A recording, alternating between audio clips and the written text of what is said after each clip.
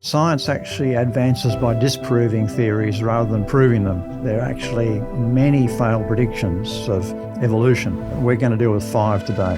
The presence of mature galaxies where they shouldn't be, some planation surfaces that should be eroded around the world, the presence of soft-bodied fossils which shouldn't be there if the rocks formed slowly and gradually over millions of years, the inability of evolution to invent things like rotary motors or even a wheel, and the fifth one was a prediction that most of the DNA in humans and other complex creatures is junk. So with all the evidence that's going against evolution, why don't we see teachers, professors, lecturers teaching creation science? Why do they keep teaching evolution again and again?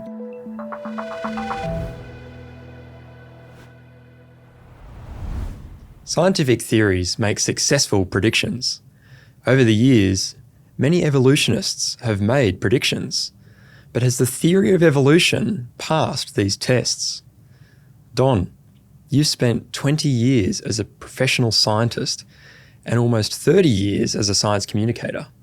You say that successful predictions don't necessarily prove a theory right, but unsuccessful predictions or failed predictions can disprove a theory. What's the difference? That's correct. Science actually advances by disproving theories rather than proving them, because a fulfilled prediction is actually a formal fallacy, and it's called affirming the consequent, which sounds fancy, but we'll explain it. So an example of a simple prediction might be that all horses are brown. Okay. Right. But unless I knew that I had observed all horses, I'd seen all horses that exist, I wouldn't know that was true. But I only have to see one white horse to know that it's failed. It's a failed theory. So that's how science advances, by disproving theories, not by proving them. So if a prediction is not borne out, then it's actually disproved the theory. And science, or rather the evolutionary ideas, there are actually many failed predictions. I've written an article with over 40 of them. We're going to deal with 5 today. Okay, that sounds good. Now, I've heard a few different terms talked about when people say evolution, and I've heard cosmic evolution thrown in the mix. Can you explain a bit more about evolution and the different terms people use for it? Yeah, so today we're dealing with cosmic evolution, which is the grand scheme, that how everything came to be by natural processes over billions of years, from the Big Bang to us. Okay. We're rearranged stardust type of idea. So cosmic evolution is the grand scheme, and it involves geological or cosmological evolution, which is the evolution of the universe. It involves geological evolution, which is the development of the Earth and its rocks and fossils and everything. And it involves biological evolution, which is the development of all the living things. So there's sort of 3 broad categories of evolution. Okay, well, let's start with cosmological evolution. Can you give me an example of a failed prediction from cosmological evolution? Yes, well, according to the Big Bang, which is the favoured model of how everything came to be, galaxies and things develop over time. So young galaxies, right near the beginning, would not be spiral galaxies like our Milky Way. The Milky Way is considered a mature galaxy. And so galaxies are supposed to evolve or change over time, start out quite simple and become quite complex. So when the Hubble Space Telescope was looking way, way, way away, a long way away, supposedly close to the origin of the universe, they kept seeing mature galaxies, which was rather a puzzle because it didn't fit the expectation or the prediction. But they thought, the James Webb Space Telescope, it can see much further than the Hubble telescope and gives us clearer images. So when the Hubble was basically replaced, it's still working, but the James Webb Space Telescope came on board, we'll be able to clarify this. Well, what they've found is, with the James Webb Space Telescope, is that as far as you can see, there are mature galaxies like the Milky Way. And this is a big problem for the naturalistic Big Bang idea of the origin of the universe. It's a huge problem, a huge fail. So Yeah, it's actually much more consistent with God creating the universe like the Bible says. And that would explain why the galaxies are mature as far as you can see. They all look mature. Yeah. And so that's pretty strong evidence. And also you find heavy elements. Say, for example, the first stars are supposed to be just hydrogen, a bit of helium, and then they're supposed to form the stars with, like our sun, which have all the other elements, carbon and nitrogen and so on. And so the early stars, early galaxies wouldn't have had any of these heavy elements. Well, what they're finding is that these galaxies have heavy elements, the carbon and nitrogen and so on, and metal and so on. They're there. They shouldn't be there. Wow. Can you give us some examples of failed predictions in evolutionary geology? Yeah, there are lots of those. I mean, a big one is back in the 1950s, 1954, a geology textbook on geomorphology was published. It's a major textbook widely used. And the prediction was made in there that planation surfaces, which are the flat surfaces you find all around the world, planation surfaces would be young, less than 2 million years. Now you think, well, that's a long time. 2 million years is a long time. But compared to the supposed age of the Earth of 4,500 million years, 2 million years is a drop in the ocean. Big difference. A big difference. So basically the prediction was made that these planation surfaces would be less than 2 million years in age. Well, according to radiometric dating, for example, up in the northwest of Western Australia, the Kimberley Plateau is supposed to be 540 million years old, and yet it's flat. And the problem is that why they made that prediction about 2 million years is that the observed erosion rate on the Earth was such that all of the continents above sea level would be eroded to sea level in just about 20 million years. So erosion is wearing the surface of the Earth, and when you've got different types of rocks and things, some rocks erode faster than others, and so if you have all this erosion going on, you can't have a flat surface. You get gullies and it becomes uneven. So those flat surfaces couldn't be old. And here we have 40 million years supposedly, and it's still flat.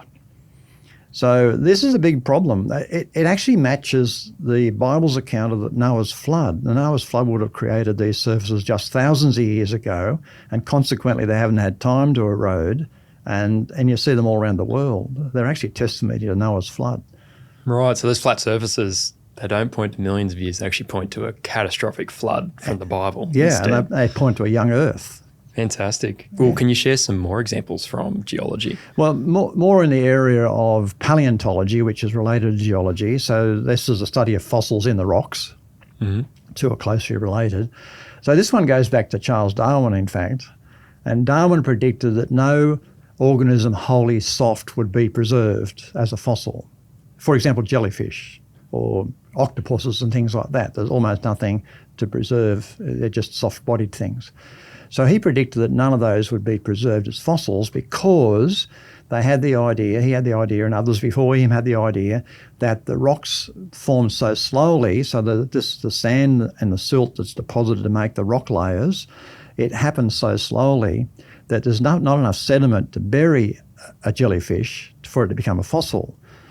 In fact, if you take today's idea, the amount of sediment is like less than the thickness of a sheet of paper per year. Right, per year, less than thickness of a sheet of paper per year. It's not much at all. How could you preserve a jellyfish? So this is Darwin's thinking, you see. So that's his prediction that no, you wouldn't find any fossil jellyfish. Well, you find lots of fossil jellyfish. Yeah. Wow, yeah. It makes me think about when I've gone for walks along the beach, even as a kid. You know, you walk one day along the beach and you might have the winds blowing the jellyfish off the ocean. And they're all blue bottles are the things, yeah. Blue bottles, and sometimes you get jellyfish as well, but lots of blue bottles. And they're all washed up on the shore, and you try not to step on them because sometimes they'll sting your leg. But then the next day, you know, the winds change direction, there's a bit of swell. Some of them are washed back in. Some of them are, you know, they could still be there, but you don't see them. You dig down in the sand to make a sandcastle. There's no jellyfish. So it looks like you really need rapid burial, like you're saying, to really fossilise these things. Indeed, yes. And again, Noah's flood would actually create the sediment to bury things quickly, which is why we see so many fossils. What about biology? Have you got some examples of failed predictions in evolutionary biology? There's some big ones. JBS Haldane was a famous evolutionist and from many decades ago, but he made the prediction that something like a wheel could not evolve because it would have to be pretty well perfect before it would function. So, for example, you need the whole wheel and the axle and everything has to be present for it to function as a wheel. And mutations are small accidental changes in the DNA. How could that create the instructions to make a whole wheel with the axle and everything? It wouldn't happen. So he made a prediction you would never find something like a wheel in a living thing. Well, we've found things much more sophisticated than wheels, like even rotary motors. Wow. So the ATP synthase, which sounds complex, but it's basically an electric rotary motor in all living things.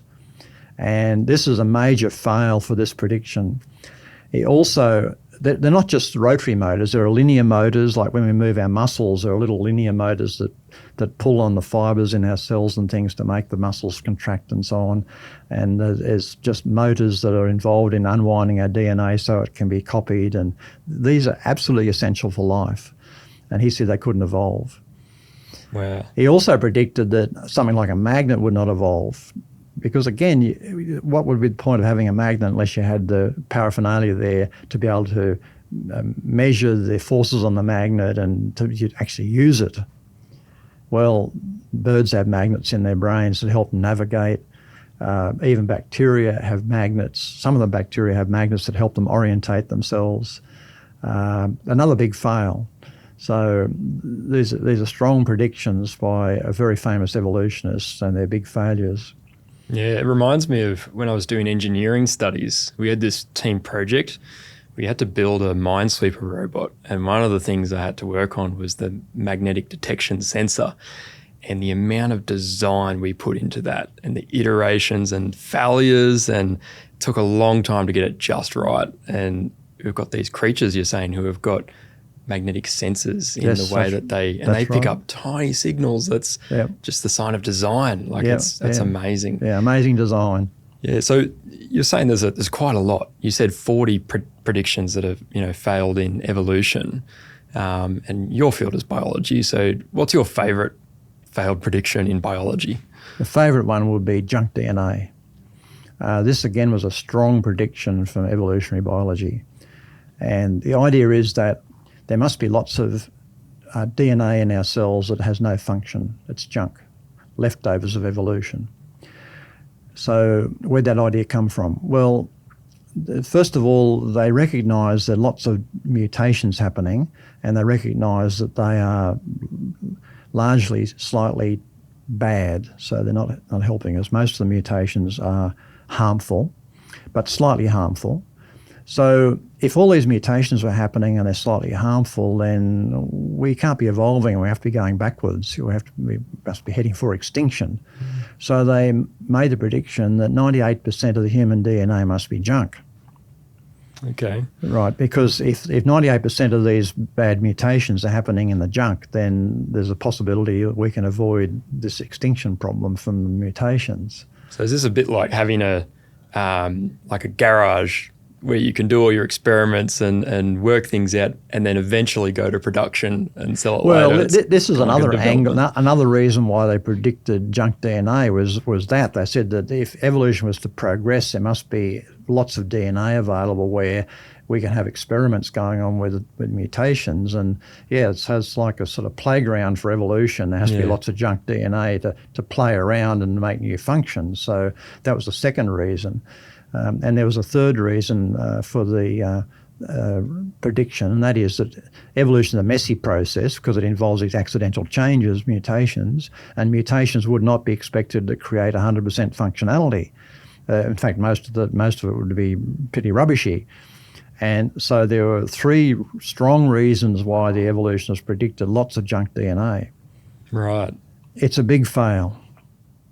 And the ENCODE project, which involves scientists from all around the world in many labs, published major reports about 10 years ago where they looked at all the DNA and looked at whether it did something. and they found that over 80% of the DNA had some function.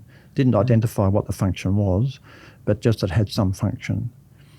And so, in fact, the spokesperson for that project, Dr. Ewan Burney, said he expected the number would rise to near 100%.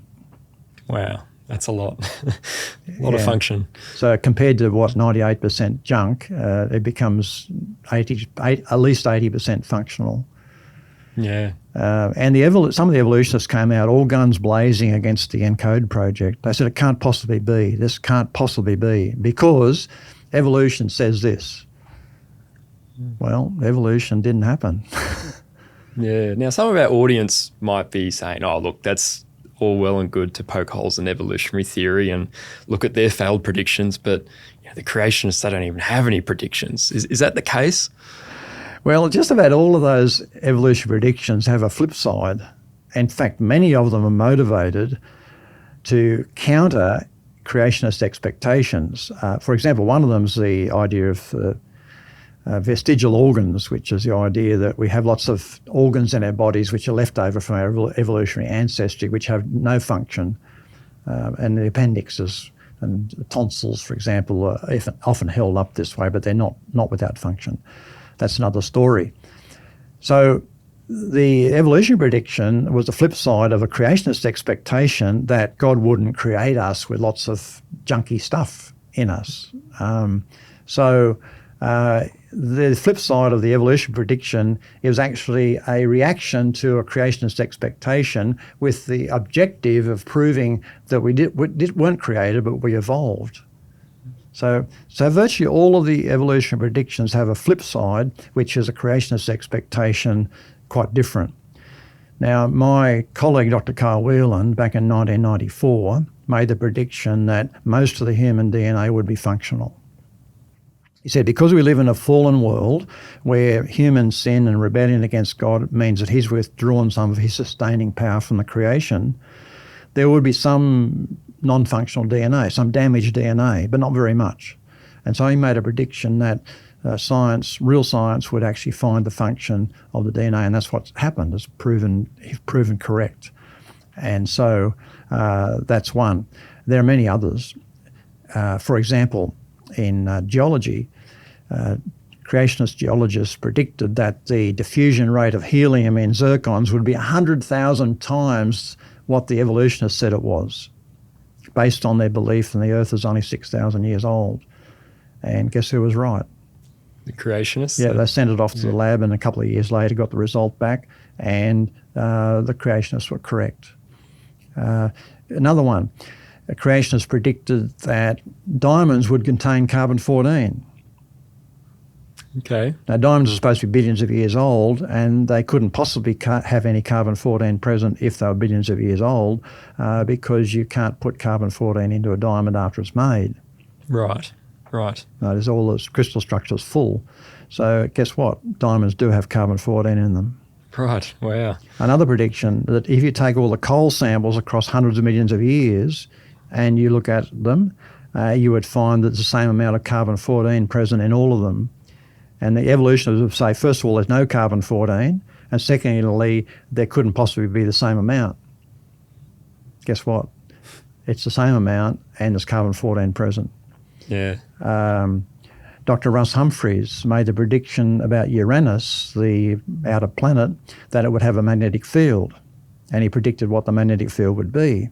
The evolutionary astronomers said, Uranus would have no magnetic field because it's too old and too dead, after billions of years. 2 years later, Voyager 2 flew past Uranus. Guess what? It had a magnetic field, and almost exactly what Dr. Humphreys predicted. Wow. That's pretty impressive to predict something, physics to do with something that's a long way out in space. That's amazing. Yeah. I was actually chatting to Dr. Taz Walker the other day, and he mentioned another example, which I thought was fascinating. He was talking about opals, and there was a creation scientist, he was a creationist opal miner, and with a bit of science background. And he thought, I don't believe people when they say opals take millions of years to form. So he actually went out to try and make his own opals. And he found a process in jam jars and some special liquid and sediment to start making opal in a matter of weeks. And I thought that's fantastic that with that biblical understanding of history, he could actually make a prediction, do some real science, and it came true. And I just thought that was such a great, so many good examples. Yeah, it is. And in fact, the whole junk DNA thing has harmed science because it's said to scientists, you don't have to look at this because it's got no function. And so for decades, basically, the whole junk DNA paradigm has harmed the progress of science. And it's crazy, it's unraveling, and scientists are being forced basically to recognise that this so-called junk is not junk. Well, one of the things they found was that when they started looking at the genetic basis of cancer, they found that cancers were caused by mutations in the junk DNA. We say, oh, hang on, if mutations in the junk DNA cause cancer, that can't be functionless. It's not junk, is it? It's not junk, no. Yeah. So it's really impeded the progress of science. If they'd taken a creationist approach, science would have progressed much faster. So with all the evidence that's going against evolution, why don't we see teachers, professors, lecturers teaching, creation science? Why do they keep teaching evolution again and again? Well, some of it's ignorance because they're going through a system which only talks about evolution. And it talks about it in a way which that's the only acceptable way of looking at things. So that's a problem. Ignorance is a problem. But there's also willful ignorance, and that is the alternative to the whole evolutionary scenario is what? There's only two ways of looking at things. Either things made themselves or God created them. And the thing is that God created them is unacceptable to so many people. And so the only alternative they have is to hang on to the evolutionary idea, in spite of its problems, in spite of its failed predictions, in spite of it impeding the progress of science. They hang on to it because the alternative is unthinkable. Like Richard Lewontin was a professor at New York State University in the United States, and he said, we hang on to this materialistic idea because we cannot allow a divine foot in the door. Wow. That's quite a statement. Yeah. So no matter how counterintuitive it is and how it's failed so many things, we hang on to it because the alternative is unthinkable, that God created things. And why? Because if God made us, we're responsible to God, and we're not free agents to do whatever we like. Yeah, it's a shame that that's the case, but it does make sense. So can you summarise the 5 failed predictions of evolution? Okay, so the first one was the presence of mature galaxies where they shouldn't be. The second one was the planation surfaces that should be eroded around the world, and they're not because they're supposed to be so old, they should be severely eroded. The third one was the presence of soft-bodied fossils, which shouldn't be there if the rocks formed slowly and gradually over millions of years. The fourth one was the inability of evolution to invent things like rotary motors or even a wheel or magnets, and of course we find them. And the fifth one was a prediction that most of the DNA in humans and other complex creatures is junk, which it isn't. So these are the 5 failed predictions that we've dealt with today. Excellent. And where can someone find those with the other 35 predictions? Where can they find that information? So if you go to creation.com and you look up 40 failed predictions, okay, you'll get the article with references to further reading. To make it easy for you, we've put a link in the description below, which will take you to the article that Don has written on 40 failed predictions of evolution. Thanks for joining us, Don. Thanks, Michael. If you've enjoyed this, you'll also want to watch our documentary, Evolution's Achilles Heels, available for a free 7-day stream. Link in the description below.